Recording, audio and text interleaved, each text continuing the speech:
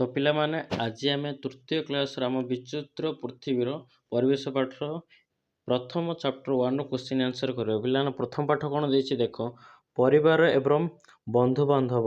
ତ ପିଲାମାନେ ଦେଖ, ଏକାଠି ଖେଳିବା। ପିଲାମାନେ ପରିବାର ସମସ୍ତେ ସ୍ନେହର ପରିବାର କ'ଣ କିଏ ଅଛନ୍ତି ଦେଖ ପିଲାମାନେ, ସ୍ନେହର ପରିବାର ଅଛନ୍ତି, ତାଙ୍କର ଜେଜେବାପା ଜେଜେମା, ତାର 2ଟା ଭାଇ ଗୋଟେ ଭଉଣୀ, ମା ବାପା ଅଛି ପିଲାମାନେ।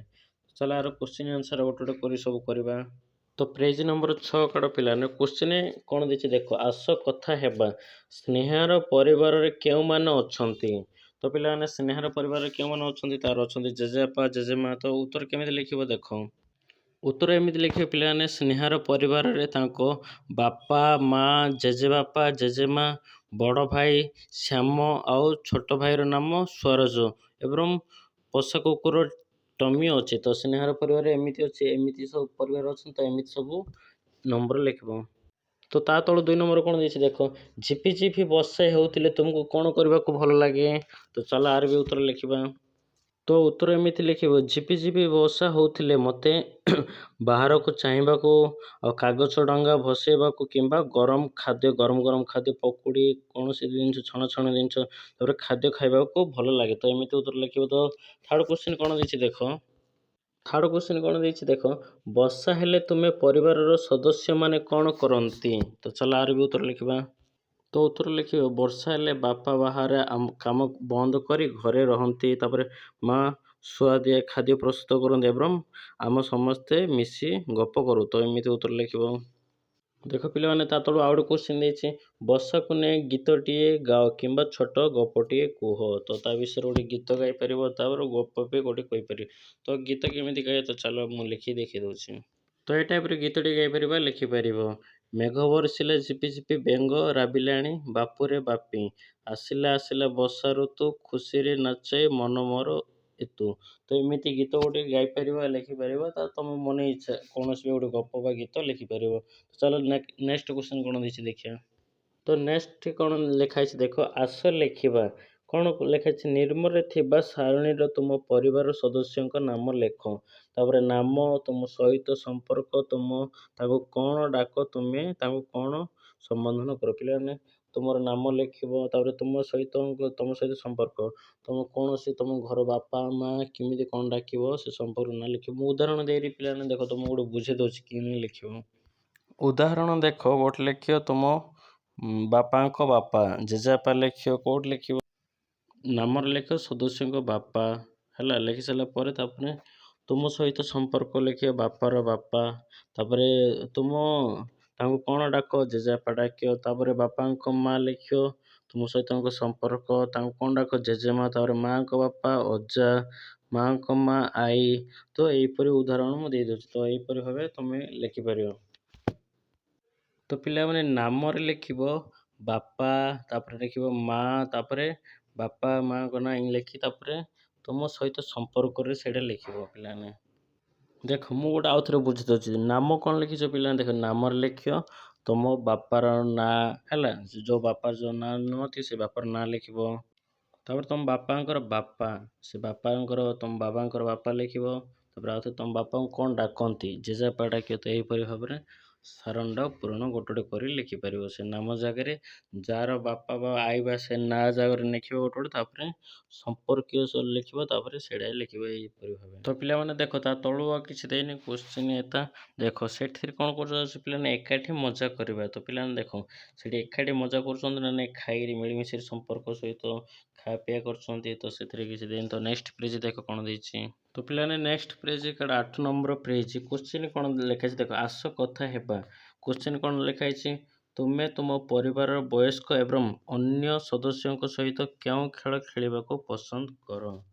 ତ ପିଲାମାନେ କ'ଣ ଲେଖିବ, ଉତ୍ତର ଲେଖିବ, ମୁଁ ମୋ ପରିବାରର ବୟସ୍କ ଏବଂ ଅନ୍ୟ ସଦସ୍ୟଙ୍କ ସହିତ ଲୁଡ଼ୁ ଖେଳିବାକୁ ଭଲ ଲାଗେ। ତାପରେ କ୍ୟାରମ୍, ଚେସ୍ ଏବଂ ଲୁଚକାଳି ପରି ଖେଳ ଖେଳିବାକୁ ପସନ୍ଦ କରେ। ତ ଏମିତି ଉତ୍ତର ଲେଖିବ। ତା ତଳୁ ଆଉ ଗୋଟେ କ୍ୱେଶ୍ଚିନ୍ କ'ଣ ଦେଇଛି ଦେଖ, କେଉଁ କେଉଁ ପଶୁ ତୁମ ଘରକୁ କିମ୍ବା ତୁମ ସାହିକୁ ଆସନ୍ତି। ଉତ୍ତର କ'ଣ ଲେଖିବ, ଆମ ଘରକୁ ଏବଂ ସାହିକୁ ସାଧାରଣତଃ ଗାଈ, କୁକୁର, ବିଲେଇ, ଛେଳି ଏବଂ କାଉ, ପାରା ପରି ଶୁଆ ପକ୍ଷୀମାନେ ବି ଆସନ୍ତି। ତ ଉତ୍ତର ଲେଖିବ ଏମିତି। ତା ତଳୁ ଆଉ ଗୋଟେ କ୍ୱେଶ୍ଚିନ୍ କ'ଣ ଦେଇଛି ଦେଖ, ତୁମେ କେବେ ତୁମ ଘର ପାଖକୁ ଆସିଥିବା ପଶୁ ପକ୍ଷୀମାନଙ୍କୁ ଖାଇବାକୁ ଦେଇଛ କି? ତୁମେ ଅନୁଭୂତି କୁହ। ତ ଉତ୍ତର କ'ଣ ଲେଖିବ? ହଁ, ମୁଁ ଆମ ଘର ପାଖକୁ ଆସିଥିବା ବୁଲା କୁକୁରକୁ ବିସ୍କିଟ୍ କିମ୍ବା ଭାତ ଏବଂ ପକ୍ଷୀମାନଙ୍କୁ ଚାଉଳ ଖାଇବାକୁ ଦିଏ। ସେମାନେ ଆନନ୍ଦରେ ଖାଇବା ଦେଖିଲେ ମୋତେ ବହୁତ ଖୁସି ଲାଗେ। ତ ପିଲାମାନେ ଉତ୍ତର ଏମିତି ସବୁ ଲେଖିବ। ତ ପିଲାମାନେ ଦେଖ, ତା ତଳୁ ଆଉ ଗୋଟେ କ୍ୱେଶ୍ଚିନ୍ କ'ଣ ଦେଇଛି ଦେଖ, ଆମେ ପଶୁପକ୍ଷୀମାନଙ୍କୁ ଚିଡ଼ାଇବା କିମ୍ବା ଆଘାତ ଦେବା ଉଚିତ ନୁହେଁ କାହିଁକି? ତାର ଉତ୍ତର କ'ଣ ଲେଖିବ? ତାର ଉତ୍ତର ଲେଖିବ, ପଶୁପକ୍ଷୀମାନଙ୍କର ମଧ୍ୟ ଆମ ଭଳି ଜୀବନ ଅଛି। ସେମାନଙ୍କୁ ଚିଡ଼ାଇଲେ ବା ମାରିଲେ ସେମାନଙ୍କୁ ବହୁତ କଷ୍ଟ ହୁଏ। ସେଥିପାଇଁ ଆମେ ସେମାନଙ୍କୁ ଆଘାତ ଦେବା ଉଚିତ ନୁହେଁ ବରଂ ସେମାନଙ୍କୁ ଦୟା ଦେଖାଇବା ଉଚିତ। ତ ପିଲାମାନେ ଉତ୍ତର ଏମିତି ସବୁ ଲେଖିବ। ତ ପିଲାମାନେ ନେକ୍ସଟ ପେଜ୍ ଦେଖ, 9 ନମ୍ବର ପେଜ୍, କାର୍ଯ୍ୟ ପରସ୍ପରକୁ ସାହାଯ୍ୟ କରିବା। କାର୍ଯ୍ୟ 1ରେ କ'ଣ ଲେଖା ହେଇଛି?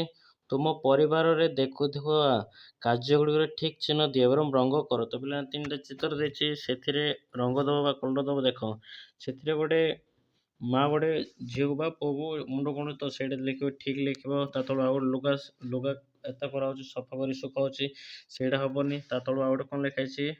ଗାଧୋଇ ଦେଉଛି। ତ ଏ 2ଟା ଚିତ୍ରରେ ଠିକ୍ ଚିହ୍ନ ଦେବ।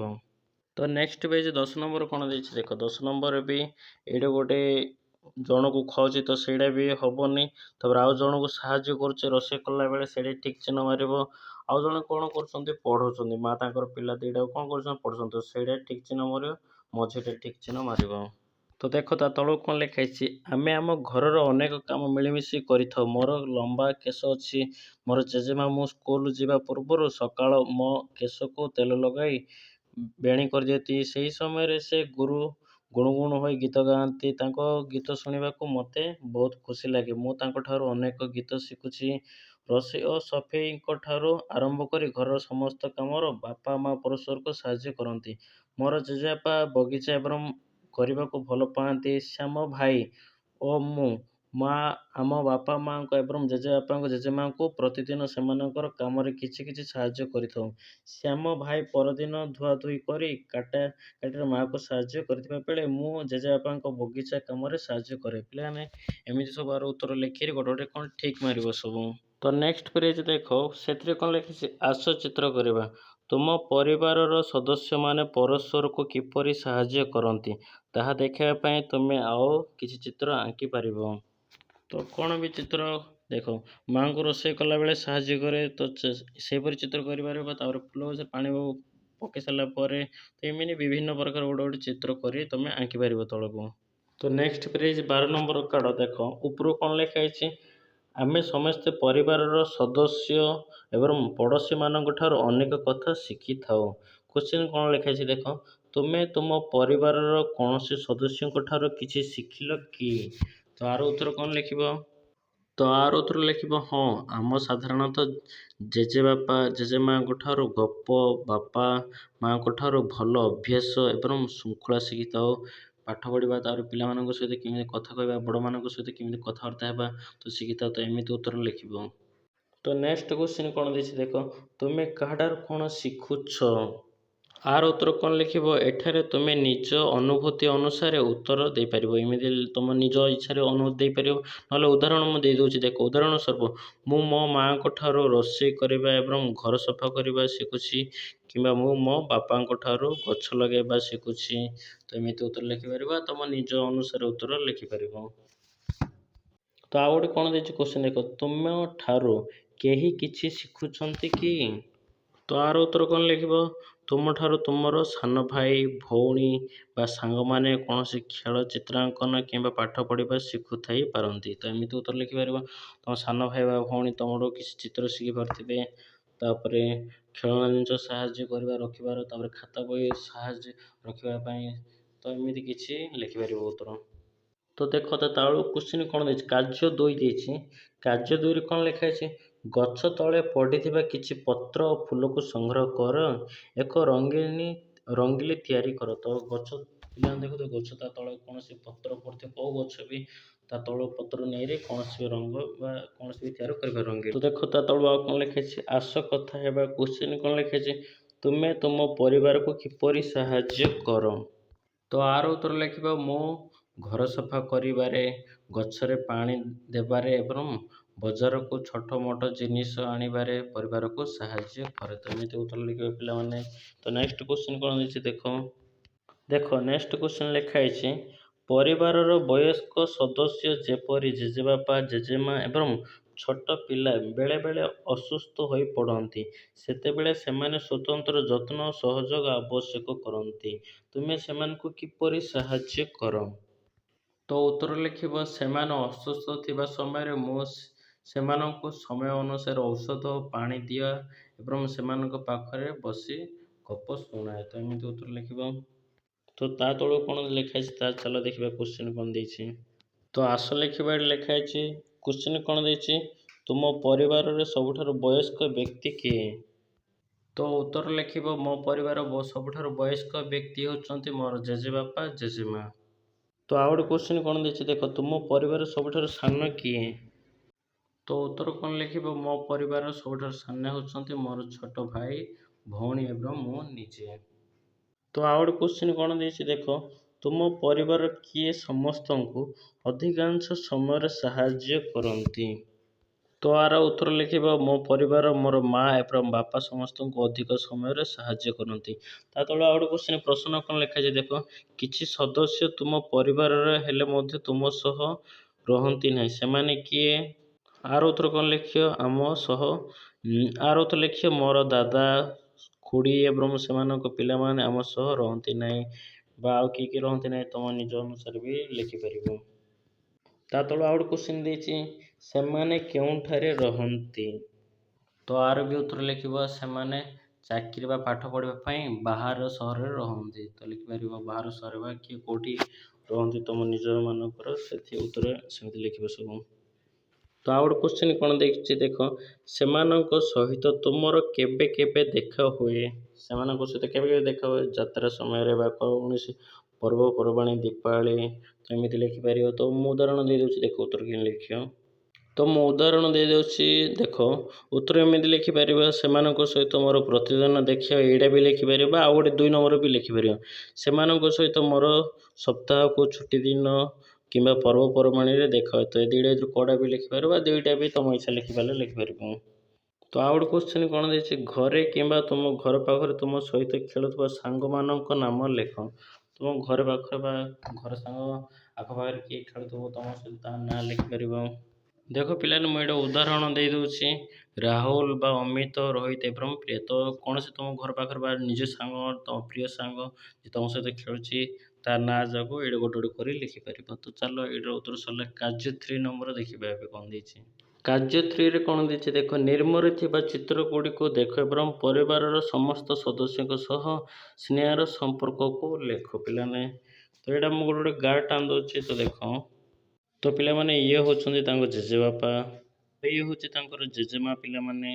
ତ ଏମିତି ଗୋଟେ ଜେଜେବାପା ଜେଜେମା ତାପରେ ଟମି କୁକୁର ପାଖରେ ତାପରେ ତାଙ୍କର ସାନ ଭାଇ ଭଉଣୀ ତାପରେ ସାନ ସ୍ନେହାର ସମସ୍ତ ପରିବାର ଗୋଟେ ଗାର ଏମିତି ସବୁ ଟାଣିବ। ତ ଚାଲ ନେକ୍ସଟ ପେଜ କ'ଣ ଦେଇଛି ଦେଖିବା। ତ ପିଲାମାନେ ନେକ୍ସଟ ପେଜ 14 ନମ୍ବର କ'ଣ ଦେଇଛି ଦେଖ କ୍ୱେଶ୍ଚିନ୍ କାର୍ଯ୍ୟ 4 ତୁମ ପରିବାରର ସଦସ୍ୟମାନଙ୍କର ଏକ ଚିତ୍ର ଅଙ୍କନ କର ଏବଂ ସେମାନଙ୍କ ସହିତ ତୁମ ସମ୍ପର୍କ ଲେଖ। ତୁମେ ପୃଷ୍ଠା 13ରେ ଦିଆଯାଇଥିବା କାର୍ଯ୍ୟ 3 ଉଦାହରଣ ଦେଇପାରିବ। ପୃଷ୍ଠା 13 ଦେଖ ପୃଷ୍ଠା 13 ସ୍ନେହାର ଦେଇଛି ପରିବାର ତା ଭଳିଆ ଲେଖିପାରିବା ଅନ୍ୟ ତୁମ ପରିବାରର ତା ଭଳିଆ କେମିତି ଲେଖେ ଦେଖ ମୁଁ କହୁଛି। ତ ପିଲାମାନେ ନିଜ ଫ୍ୟାମିଲି ବା ନିଜ ପରିବାରର କୌଣସି ଚିତ୍ର କରିପାରିବ ମା ବାପା ବିଭିନ୍ନ ପ୍ରକାର କ'ଣ କିଏ ତୁମ ସଦସ୍ୟର ଅଛି ପରିବାର ତା ଭଳିଆ ଚିତ୍ର କରିକି ତା ନାଁର ଗୋଟେ ଲେଖିପାରିବ ତାଙ୍କ ନାଁ ଗୋଟେ ଯେଉଁ ଚିତ୍ର କରେ ସେ ଚିତ୍ର ଅନୁସାରେ ତା ତଳୁ ଗୋଟେ ନାଁ ଲେଖିପାରିବ। ତ ଏଇ କ୍ୱେଶ୍ଚିନ୍ ସରିଲା। ତ ନେକ୍ସଟ କ୍ୱେଶ୍ଚିନ୍ ଚାଲ ଦେଖିବା କ'ଣ ଦେଇଛି। ତ ଦେଖ ନେକ୍ସଟ କ୍ୱେଶ୍ଚିନ୍ କ'ଣ ଗୋଟେ ବାକ୍ସ ଗୋଟେ ଅଛି ସେଥିରେ ଆସ ଲେଖିବା ଲେଖିଛି ତୁମ ଘରକୁ ଆସୁଥିବା ସମ୍ପର୍କୀୟ ମାନଙ୍କ ନାମ ଲେଖ ତୁମ ସହିତ ସେମାନଙ୍କର ସମ୍ପର୍କ କ'ଣ। ତ ସାରଣୀ ଗୋଟେ କରାଯାଇଛି ସେ ସାରଣୀ ପ୍ରଥମ ସାରଣୀ କ'ଣ ଲେଖିଛି ସମ୍ପର୍କୀୟଙ୍କ ନାମ ତାପରେ ଦ୍ୱିତୀୟ ଲେଖାଯାଇଛି ତୁମ ସହିତ କ'ଣ ସମ୍ପର୍କ ତାପରେ ତୁମେ ତାଙ୍କୁ କ'ଣ ବୋଲି ଡାକ। ତ ଚାଲ ଆଉ ଗୋଟେ ଉଦାହରଣ ଦେଇ ଦେଖ ମୁଁ କ'ଣ ଡାକ କ'ଣ ଲେଖି ସବୁ ଲେଖିଦେଉଛି। ତ ସମ୍ପର୍କୀୟ ନାମର କ'ଣ ଲେଖି ଦେଖ ମୁଁ ଉଦାହରଣ ଦେଇଦେଉଛି ତ ମୁଁ ଉଦାହରଣ ଏଇ ଟାଇପ୍ରେ ଦେଇଦେଉଛି। କାଳନ୍ଦୀ ଚରଣ ଦାସ, ତୁମ ସମ୍ପର୍କ କ'ଣ? ସମ୍ପର୍କ ମାଆଙ୍କ ଭାଇ। ତାପରେ ତୁମେ ତାଙ୍କୁ କ'ଣ ଡାକ ବୋଲି? ମାମୁଁ ବୋଲି ଡାକ। ତାର ଆଉ ଗୋଟେ କ'ଣ ଉଦାହରଣ ଦେଉଛି ଦେଖ। ସୁଲୋଚନା ମହାନ୍ତି, ମାଆଙ୍କ ଭଉଣୀ, ସେ ମାତାଙ୍କ ତମ ନିଜ ମମିଙ୍କ ଭଉଣୀ, ତ ଭଉଣୀଙ୍କୁ କ'ଣ ଡାକିବ? ମାଉସୀ ଡାକିବ। ତାପରେ ବିପିନ ବିହାରୀ ମିଶ୍ର, ତାଙ୍କୁ କ'ଣ ଡାକିବ? ବାପାଙ୍କର ସାନ ଭାଇ, ତମ ନିଜ ବାପା ଥିବ ନା, ସେ ବାପାଙ୍କର ସାନ ଭାଇ ହେଉଛନ୍ତି ବିପିନଙ୍କ ମିଶ୍ର। ତାଙ୍କୁ କ'ଣ ଡାକେ? ଦାଦା ବା କକା। ତ ମୁଁ ଉଦାହରଣ ଦେଇଦେଉଛି ଏ ଟାଇପ୍ରେ। ତମ ନିଜ ଦାଦା ବା ମାଆଙ୍କ ଭଉଣୀ ଯୋଉଟା ଥିବ ତାର ଗୋଟେ ନାଁ ଲେଖିବ। ତ ଆଉ ଗୋଟେ କ'ଣ ଲେଖିବ? ତ ଏ ଟାଇପ୍ରେ ଲେଖିବ। ତାପରେ ପ୍ରତିମା ସାହୁ, ବାପାଙ୍କ ଭଉଣୀ, ପିଉସୀ, ତାପରେ ଦାଦା, ତାପରେ ଇନି। ତାପରେ ପିଲାମାନେ ଆଉ ଗୋଟେ ଏମିତି ଗୋଟେ ସାରଣୀରେ ଗୋଟେ ଏମିତି ଉଦାହରଣ ମୁଁ ଦେଇଦେଲି, ସେ ଟାଇପ୍ରେ ତୁମେ ଗୋଟେ କରି ଲେଖିପାରିବ ସବୁ। ପିଲାମାନେ 15 ନମ୍ବର ପେଜ୍, ସେ ସାରଣୀ ତଳୁ ଆଗ କୋଶ୍ଚିନ୍ ଦେଖ। ହଳଦିଆ ବାକ୍ସରେ ଗୋଟେ କୋଶ୍ଚିନ୍ ଲେଖା ହେଇଛି। ସ୍ନେହର ପରିବାରରେ ସମସ୍ତେ କିଛି ନା କିଛି କାମ କରନ୍ତି। ତୁମ ପରିବାରରେ କିଏ କେଉଁ କାମ କରନ୍ତି? ତାପରେ ପୃଷ୍ଠ 16ରେ ଥିବା ସାରଣୀ ପୂରଣ କର। ତ ଦେଖ ପିଲାମାନେ ସେକେଣ୍ଡ କୋଶ୍ଚିନ୍ କ'ଣ ଦେଇଛି? ତୁମ ପରିବାରରେ କିଏ କେଉଁ କାମ କରନ୍ତି? ତ ଚାଲ ଆର ଉତ୍ତର ଲେଖିବା। ତ ପିଲାମାନେ ଏ ଟାଇପ୍ରେ ଲେଖିବ। ରୋଷେଇ କରନ୍ତି ମା ବା ବାପା, ତାପରେ ଗଛରେ ପାଣି ଦିଅନ୍ତି ଜେଜେବାପା ବା ମୁଁ, ତାପରେ ଘରର ଜିନିଷ ମରାମତି କରନ୍ତି ବାପା, ସିଲେଇ କରନ୍ତି ମା ବା ଜେଜେମା, ତାପରେ ଘର ସଫା କରନ୍ତି ମା ବା ଭଉଣୀ ବା ଭାଇ, ତାପରେ ବଜାରକୁ ଜିନିଷ କିଣନ୍ତି ବାପା ବା ମା। ତ ଏମିତି ଉଦାହରଣ ଦେଇରେ ଗୋଟେ କରି ଲେଖିପାରିବ। ତ ନେକ୍ସଟ ପେଜ୍ ଦେଖ, 16 ନମ୍ବର ଗୋଟେ ବାକ୍ସ ଦେଇଛି, ସାରଣୀ ଗୋଟେ ଦିଆଯାଇଛି, କାର୍ଯ୍ୟ ଲେଖା ହେଇଛି, ଆଉ ଗୋଟେ ଏହା କିଏ କରନ୍ତି ଲେଖା ହେଇଛି। ତ ଚାଲ ସେ ସାରଣୀ ପଢ଼ିବା କ'ଣ ଲେଖା ହେଇଛି। ଦେଖ କାର୍ଯ୍ୟରେ କ'ଣ ଲେଖା ହେଇଛି? ରୋଷେଇ କରନ୍ତି, ତାପରେ ଏହା କିଏ କରନ୍ତି? ଗଛରେ ପାଣି ଦିଅନ୍ତି, ଘରର ଜିନିଷ ମରାମତି କରନ୍ତି, ସିଲେଇ କରନ୍ତି, ଘର ସଫା କରନ୍ତି, ବଜାରକୁ ଜିନିଷ କିଣନ୍ତି। ତ ଆର ଗୋଟେ ଏହା କିଏ କରନ୍ତି? ତ ଚାଲ ଲେଖିବା ଗୋଟେ ଉତ୍ତର। ତ ରୋଷେଇ କରନ୍ତି କ'ଣ ଲେଖିବ? ମା କରନ୍ତି ବା ବାପା, ତାପରେ ଗଛରେ ପାଣି ଦିଅନ୍ତି ଜେଜେବାପା ବା ମୋ ବା ବାପା ଦିଅନ୍ତି, ତାପରେ ଘରର ଜିନିଷ ମରାମତି କିଏ କରନ୍ତି? ବାପା ଲେଖିବ। ତାପରେ ଆଉ ଗୋଟେ କ'ଣ ଲେଖିବ? ସିଲେଇ କିଏ କରନ୍ତି? ଲେଖିବ ମା ବା ଜେଜେମା। ତାର ଘର ସଫା କରନ୍ତି କିଏ? ମା ବା ଭଉଣୀ ବା ଭାଇ। ତାର ବଜାରକୁ ଜିନିଷ କିଣନ୍ତି କିଏ? ବାପା ମା। ତ ଏମିତି କରି ସାରଣୀଟା ପୂରଣ କରିବ। ତ ଦେଖ ତା ତଳୁ କ'ଣ ଲେଖା ହେଇଛି? ପରିବାର ଏବଂ ବନ୍ଧୁମାନଙ୍କ ସହିତ ମଜା। ତ ଏଇଠି ପରିବାର କ'ଣ କରୁଛନ୍ତି? ସବୁ ବନ୍ଧୁମାନଙ୍କ ସହିତ ମିଳିମିଶି ଖାଆ ପିଅ ଗପସପ କଥାବାର୍ତ୍ତା ସବୁ ହେଇ ଖେଳୁଛନ୍ତି। ତ ଏଥିରେ କିଛି ଦେଇନି। ଚାଲ ନେକ୍ସଟ ପେଜ୍ କ'ଣ ଦେଇଛି ଦେଖିବା। ତ ନେକ୍ସଟ ପେଜ୍ ଦେଖ, ଆସ ଚିନ୍ତା କରିବା। 1 ନମ୍ବର ଲେଖରେ ଯାଇଛି। କ ନମ୍ବର କୋଶ୍ଚିନ୍ କ'ଣ ଦେଇଛି? ପରିବାରର ସଦସ୍ୟମାନେ ପରସ୍ପରକୁ କିପରି ଭଲ ପାଆନ୍ତି ଏବଂ ଯତ୍ନ ନିଅନ୍ତି। ତ ଆର ଉତ୍ତର କ'ଣ ଲେଖିବ? ତ ଆର ଉତ୍ତର ଲେଖିବ, ପରିବାରର ସଦସ୍ୟମାନେ ପରସ୍ପରକୁ ସୁଖ ଦୁଃଖରେ ସାଥୀ ହୋଇ ବିପଦ ସମୟରେ ସାହାଯ୍ୟ କରି ଏବଂ ପରସ୍ପରକୁ ସମ୍ମାନ ଦେଇ ଭଲ ପାଆନ୍ତି। ବଡ଼ମାନେ ପିଲାମାନଙ୍କୁ ସ୍ନେହ କରନ୍ତି ଓ ସେମାନଙ୍କ ଆବଶ୍ୟକତା ପୂରଣ କରନ୍ତି। ସେହିପରି ପିଲାମାନେ ବଡ଼ମାନଙ୍କ ସେବା କରି ସେମାନଙ୍କର ଯତ୍ନ ନିଅନ୍ତି। ପିଲାମାନେ କ ନମ୍ବର ଉତ୍ତର ସବୁ ଏମିତି ଲେଖିବ। ତ ଖ ନମ୍ବର କୋଶ୍ଚିନ୍ କ'ଣ ଦେଇଛି ଦେଖ। ତୁମେ ତୁମ ସାଙ୍ଗମାନଙ୍କ ସହିତ କେଉଁ ଖେଳ ଗୁଡ଼ିକୁ ଖେଳ? ଏଇଠି କ'ଣ ଲେଖିବ? ମୁଁ ମୋ ସାଙ୍ଗମାନଙ୍କ ସହିତ ଲୁଚକାଳି, କବାଡ଼ି, କ୍ରିକେଟ୍, ଫୁଟବଲ ଏବଂ କ୍ୟାରମ୍ ଭଳି ବିଭିନ୍ନ ପ୍ରକାର ଖେଳ ଖେଳେ। ବାଟି ଖେଳ, ତାପରେ ତୁମେ ଲାଠି ଖେଳ, ଯୋଉ ଖେଳ ଖେଳୁଛ ତୁମେ ଗୋଟେ କରି ଲେଖିବ ସବୁ। ତ 2 ନମ୍ବର ଦେଖ, ଚିତ୍ର ଅଙ୍କନ କରାଯାଇଛି। ପିଲାମାନେ ତୁମେ ତୁମ ପରିବାର ସହିତ ମିଶି ଉପଭୋଗ କରୁଥିବା କିଛି ଖୁସି ସମୟକୁ ଚିତ୍ର ମାଧ୍ୟମରେ ପ୍ରକାଶ କର। ପିଲାମାନେ ତୁମେ ତୁମ ପରିବାର ମିଶି ଖୁସି ଅନୁଭବ କରୁଥିବ। କେଉଁ ସମୟରେ ଖୁସି ଅନୁଭବ କରୁଥିବ? କୁଆଡ଼େ ଯଦି ବୁଲିବା ପାଇଁ ଯାଇଥିବ, କୌଣସି ବିଭିନ୍ନ ପ୍ରକାର ଜାଗାକୁ ବା ଯାତ୍ରା ଦେଖିବାକୁ, ବା କୌଣସି ପ୍ରକାର ବିଭିନ୍ନ ସମୟରେ କୌଣସି ଜିନିଷ ଖାଉଥିବା ବେଳେ ଖୁସି ଅନୁଭବ କରୁଥିଲେ ତାର ଚିତ୍ର ଗୋଟେ କରିପାରିବ। ଉଦାହରଣ ଦେଖ ମୁଁ ଦେଇଦେଉଛି ଗୋଟେ। ତ ଏଇ ଟାଇପ୍ରେ ଦେଖ, ଖୁସି ଅନୁଭବ କରୁଛନ୍ତି ନା ବୁଲିବାକୁ କୁଆଡ଼େ ଯାଇଛନ୍ତି, ତ ଏହିପରି ତ କୌଣସି ତମ ପରି କୌଣସି ଗୋଟେ ଚିତ୍ର ଅନୁଭବ କରିପାରିବ। ତ ଚାଲ ଏବେ ନେକ୍ସଟ ପେଜ୍ ଦେଖିବା କ'ଣ ଦେଇଛି 3 ନମ୍ବର। ତ ପିଲାମାନେ 3 ନମ୍ବର ଦେଇଛି, ଆସ କଥା ହେବା। କ ନମ୍ବର କୋଶ୍ଚିନ୍ କ'ଣ ଲେଖିଛି? ତୁମ ପରିବାରର ବୟସ୍କମାନଙ୍କ ଠାରୁ ତୁମେ କ'ଣ ଶିଖୁଛ? ତ ଉତ୍ତର କ'ଣ ଲେଖିବ? ତ ଉତ୍ତର ଲେଖିବ, ହଁ ମୁଁ ମୋ ପରିବାରର ବୟସ୍କମାନଙ୍କ ଠାରୁ ଶୃଙ୍ଖଳା, ସାଧୁତା, ଅନ୍ୟକୁ ସାହାଯ୍ୟ କରିବା ଏବଂ ଗୁରୁଜନମାନଙ୍କୁ ସମ୍ମାନ କରିବା ଭଳି ଭଲ ଗୁଣ ଗୁଡ଼ିକୁ ଶିଖୁଛି। ତ ଏମିତି ଉତ୍ତର ଲେଖିବ। ଖ ନମ୍ବର କ'ଣ ଦେଇଛି ଦେଖ, ଆମ ପରିବାରର ସଦସ୍ୟମାନଙ୍କ ପ୍ରତି ଆମର ଭଲ ପାଇବା ଏବଂ ଯତ୍ନକୁ କିପରି ପ୍ରଦର୍ଶନ କରିପାରିବା। ଆର ବି ଉତ୍ତର ଲେଖ। ଆର୍ ବି ଉତ୍ତର ଲେଖିବ ଆମ ପରିବାରର ସଦସ୍ୟମାନଙ୍କ କାମରେ ସାହାଯ୍ୟ କରି ସେମାନଙ୍କୁ ସୁଖ ଦୁଃଖରେ ସାଥୀ ହୋଇ ଏବଂ ଅସୁସ୍ଥ ସମୟରେ ସେମାନଙ୍କ ସେବା କରି ଆମର ଭଲ ପାଇବା ଓ ଯତ୍ନକୁ ପ୍ରଦର୍ଶନ କରିପାରିବା। ପିଲାମାନେ ଖ ନମ୍ବର ଉତ୍ତର ଏମିତି ଲେଖିବ ସବୁ। ଗ ନମ୍ବର କ'ଣ ଦେଇଛି ଦେଖ ପିଲାମାନେ କୋଶ୍ଚିନ୍। ଆମେ ଆମ ପରିବାରର ସଦସ୍ୟ ବ୍ୟତୀତ ଅନେକଙ୍କର ଯତ୍ନ ମଧ୍ୟ ନେଇଥାଉ। ସେମାନେ କିଏ? ଆମେ ସେମାନଙ୍କର ଯତ୍ନ କିପରି ନେଇଥାଉ? ତ ଉତ୍ତର କ'ଣ ଲେଖିବେ ପିଲାମାନେ ଦେଖ। ଉତ୍ତର ଲେଖିବେ ପିଲାମାନେ ସେମାନେ ହେଲେ ଆମର ପଡ଼ୋଶୀ, ସାଙ୍ଗସାଥୀ, ଗୃହପାଳିତ ପଶୁ ଏବଂ ଅସହାୟ ବ୍ୟକ୍ତି। ତାପରେ ଯତ୍ନରେ ଲେଖିବ ଆମେ ସେମାନଙ୍କ ବିପଦ ସମୟରେ ସାହାଯ୍ୟ କରି ପଶୁ ପକ୍ଷୀଙ୍କୁ ଖାଦ୍ୟ ଓ ପାଣି ଦେଇ ଏବଂ ଆବଶ୍ୟକ ସ୍ଥଳେ ଆର୍ଥିକ ବା ମାନସିକ ସହଯୋଗ କରି ସେମାନଙ୍କର ଯତ୍ନ ନେଇଥାଉ। ତ ପିଲାମାନେ ଏମିତି ଖ ନମ୍ବର ଗ ନମ୍ବର ସବୁ କ ଖ ଗ ନମ୍ବର ଉତ୍ତର ସବୁ ଏମିତି ଲେଖିବେ। ଏଇଟା ହେଉଛି ଗ ନମ୍ବର କୋଶ୍ଚିନ୍ ଆନ୍ସର। ପିଲାମାନେ ଗ ନମ୍ବର ଉତ୍ତର ଏମିତି ଲେଖିବ ସବୁ। ତ ପିଲାମାନେ 4 ନମ୍ବର ଦେଖ କାର୍ଯ୍ୟ ଲେଖା ହେଇଛି ଖୋଜ ଏବଂ ଗୋଲ କର।